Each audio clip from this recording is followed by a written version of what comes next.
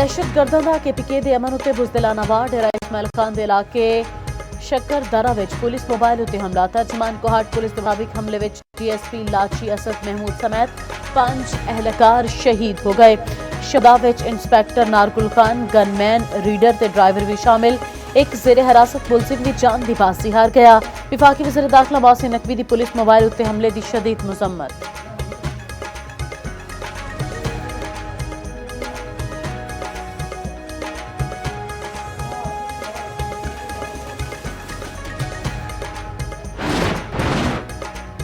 फितनतुल खारिज दी बरबरीयत एंबूलेंस नूं भी ना बख्शिया। कुर्क विच एंबूलेंस नूं अग ला के साड़ दिता गया। एंबूलेंस विच FC दे जख्मी एहलकारां नूं ले जाया जा रहा सी।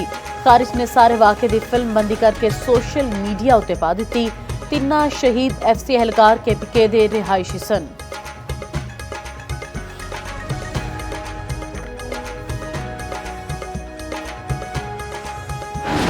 बानी पीटीआई दे इस्लामाबाद के पेम्स हस्पताल विच फॉलो अप चैकअप मुतासरा दी बिनाई लई दूजा इंजैक्शन ला दिता गया।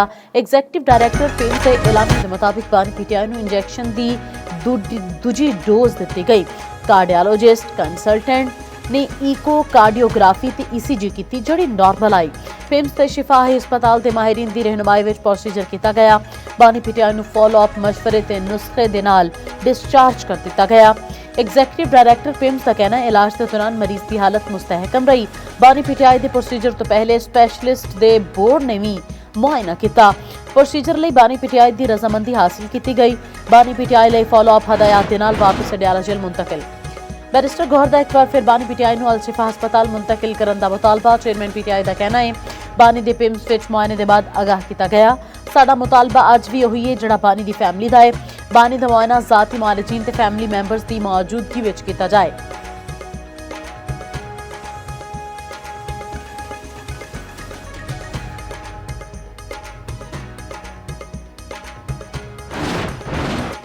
वज़ीर-ए-आज़म शहबाज शरीफ 2 रोज़ा सरकारी दौरे ते कतर पड़ गए। दोहा एयरपोर्ट ते कतर दे वज़ीर ममलिकत खारजा उमूर डॉक्टर मोहम्मद अब्दुल अजीज अल खलीफी ने इस्तकबाल किया।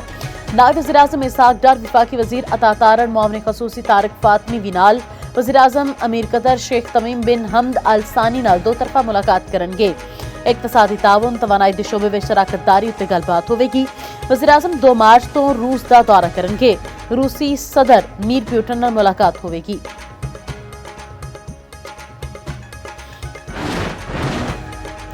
डील ना होई ते ईरान दा बहुत बुरा दिन होवेगा। अमरीकी सदर डोनाल्ड ट्रंप की फिर धमकी। आखिया मुमकिना जंग तो मुतल्लिक गलत खबरां फैलाईयां गईयां। जनरल डैनियल नाल मनसूब ईरान उत्ते हमला न करन दा मशवरा जारी करार। ट्रंप ने आखिया बतौर सदर टैरिफ लई कांग्रेस नाल दोबारा मंजूरी की जरूरत नहीं। अमरीका नूं नुकसान पहुंचाने वाले उत्ते होर टैरिफ आयद किया जाएगा। यह टैरिफ इस तो भी वध हो जाएगा जिहदे उत्ते पहले इत्तफाक हो चुका है।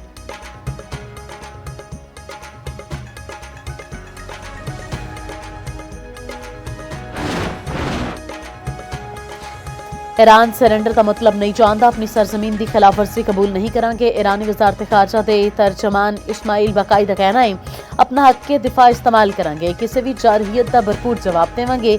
ईरान नूं तवील ते थका देने वाले मुज़ाकरात नाल कोई फायदा नहीं। खित्ते विच यूरोपी फौज दस्तियां नूं दहशतगर्द समझा जाएगा। ईरानी नायब वजीर खारजा का कहना है किसी नूं जारहियत के नताइज एक मुल्क तक महदूद नहीं रहेंगे।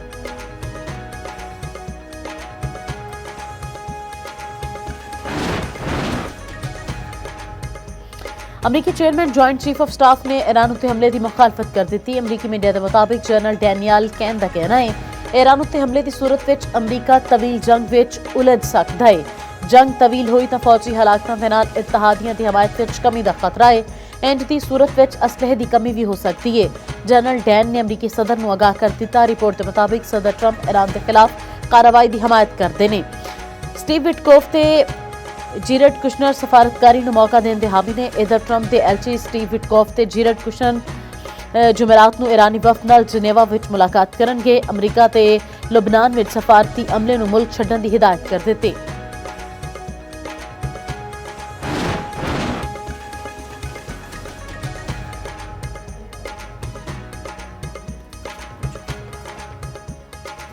T20 ਵਰਲਡ ਕੱਪ ਦੇ ਸੁਪਰ 8 ਮਰਹਲੇ ਵਿੱਚ ਪਾਕਿਸਤਾਨ ਦਾ ਦੂਜਾ ਇਮਤਿਹਾਨ ਗ੍ਰੀਨ ਸ਼ਰਟਸ ਆਪਣਾ ਦੂਜਾ ਮੈਚ ਇੰਗਲੈਂਡ ਦੇ ਖਿਲਾਫ ਖੇਡਣਗੇ।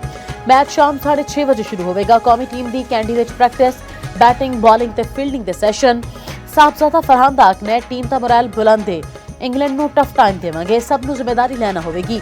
ਇਹ ਨਹੀਂ ਹੋਵੇਗਾ ਜੇ ਓਪਨਰ ਨੇ ਕੁਝ ਕੀਤਾ ਤੇ ਮਿਡਲ ਆਰਡਰ ਵੀ ਸਕੋਰ ਨਾ ਕਰੇ।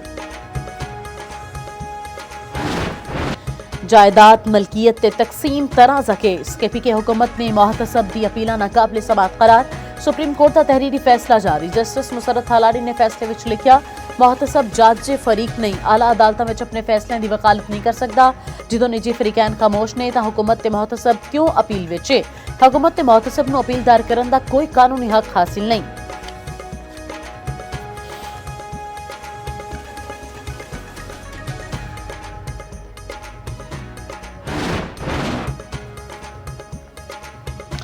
ट्रंप की दूजी सदारत का पहला स्टेट ऑफ यूनियन खिताब कल होगा। अमरीकी सदर पाकिस्तानी वक्त के मुताबिक सवेरे 7 बजे खिताब करेंगे। सदर ट्रंप का कहना है यह लंबा खिताब होगा क्योंकि आखन लई बहुत कुछ है।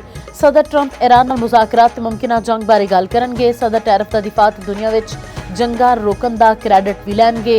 गैर कानूनी महाजरीन के खिलाफ कार्रवाई बारे भी गल होगी। डेमोक्रेट्स वालों ट्रंप के खिताब के दौरान एहतजाज का इम्कान। अमरीका के शमाल मशरकी इलाके में बर्फ का शदीद तूफान, रिकॉर्ड तोड़ बर्फबारी नाल लखां अफराद मुतासिर। 6,90,00,000 अफराद लई अलर्ट जारी। 6 लाख अफराद बिजली तो महरूम। 10,000 परवाज़ां मनसूख।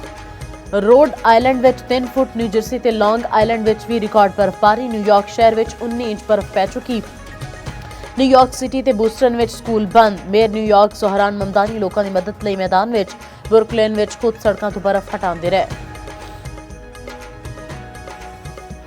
सियालकोट स्टॉलीज के मालिक हमजा मजीद ने अपने उत्ते लाए गए सारे इल्जामात मुस्तरद कर दिते। आखते ने क्रिकेट मेरा जनून है ते वसाइल दी कोई कमी नहीं। दिवालिया होंदियां खबरां बेबुनियाद ने। यह प्रोपेगेंडा सिर्फ मेरी साख नूं नुकसान पहुंचाने की कोशिश है। PCB वालों कोई फेवर नहीं मिली। सारियां गल्लां साफ करके बोली विच बैठे। 15 जनवरी नूं मेरे पहले साल की फ्रेंचाइज फीस की बैंक गारंटी भी जमाए।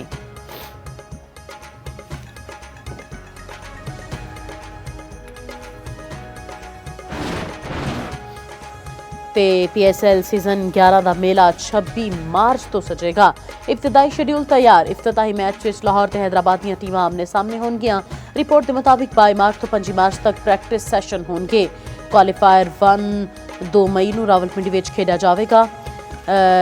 एलिमेंटरीज 1 3 मई ते एलिमेंटरीज 2 5 मई नूं कज़ाफी स्टेडियम लाहौर विच होवेगा। फाइनल 10 मई नूं होवेगा। मुमकिना मेज़बान लाहौर दा कज़ाफी स्टेडियम ही होवेगा। मैच लाहौर, कराची, मुल्तान, फैसलाबाद, रावलपिंडी ते पेशावर विच खेडा जाएगा।